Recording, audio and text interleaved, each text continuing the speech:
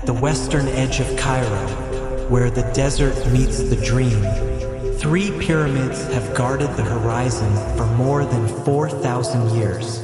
Silent giants carved in sunlight, keepers of mankind's memory. And now, beside them, a 4th shape rises, not of limestone and shadow, but of glass and light. A monument born to honor all that came before, the Grand Egyptian Museum. Here the past has found a new home. The hand of modern Egypt has grasped the torch from its ancestors and raised it again for the world to see.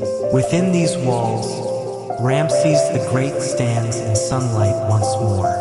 The gold of Tutankhamun returns to its own glow after 3 millennia. 100,000 voices of stone and papyrus whisper their stories through the silence of this new temple. This is not an opening of a museum, it is the awakening of a civilization.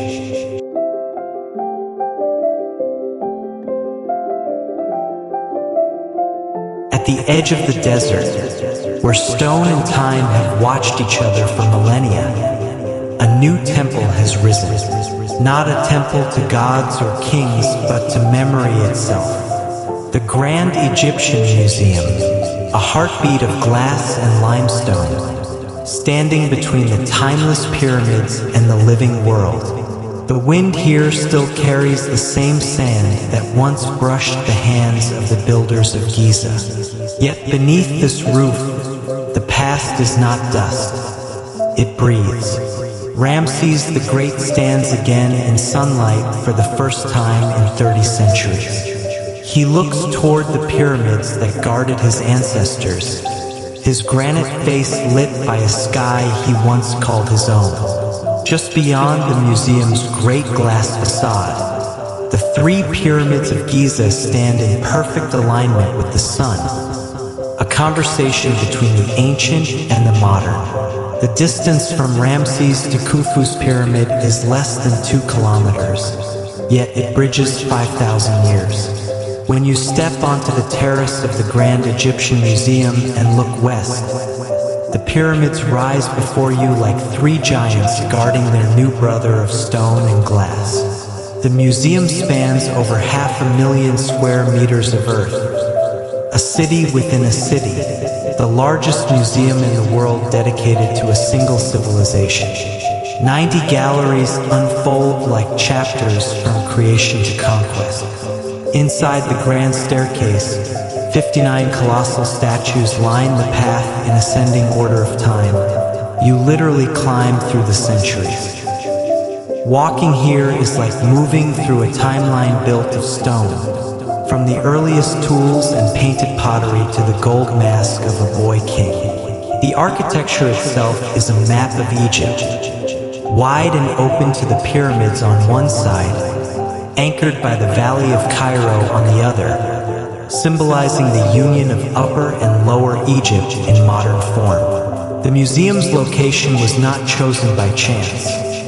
It is the exact spot where the shadow of the pyramids touches the edge of the Nile plain at sunset, as though the ancients themselves had marked it for this day. Here, in this sacred geometry, Egypt's past and future finally meet. Around him, 100,000 voices rise from the silence of ages, from Menes and the founders to Cleopatra and the dreamers of the Nile. For the first time in the history of the world, every treasure of Tutankhamun shines together. Gold gleams softly beside wood carved by a hand that believed beauty could defy death. His throne glows as it did 3,000 years ago, etched with scenes of a boy king who became a symbol of immortality.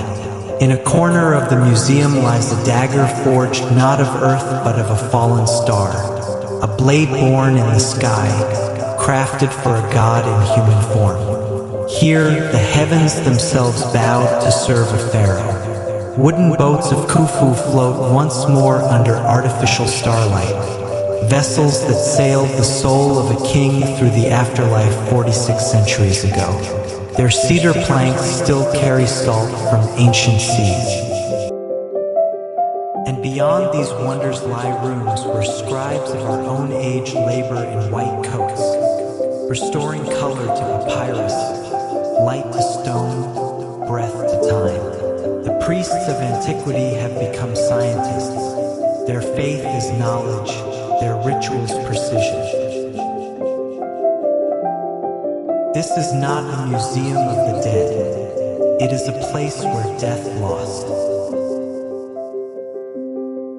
Every visitor who walks through its halls walks beside their own ancestors. For the story of Egypt is the story of all mankind, our fear of forgetting, our hope to endure. Here, beneath the golden light of Giza, the past and the present finally shake hands. The stones speak again, and the world listens. This is Egypt's greatest lesson to the future. That civilization is not a memory, it is a promise. The Grand Egyptian Museum, where history awakens.